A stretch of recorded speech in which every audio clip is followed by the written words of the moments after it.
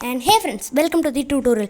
Today I am going to show you how to add chapters in your YouTube video and in using your mobile. And let's get started.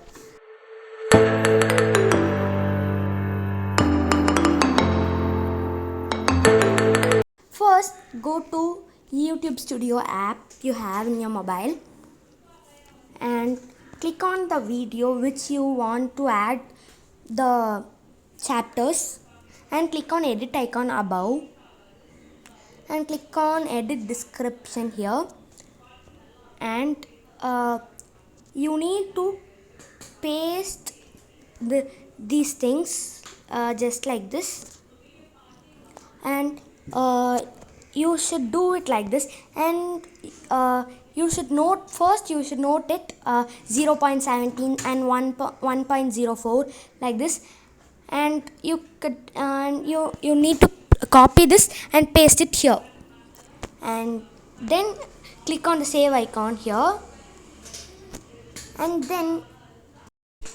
if you see it in the description, this will look like this, and if you play the video and hey friends, and you can see anything like this. and second this, and that's all for this video. Thanks for watching. And second And you can tip do is it like this, and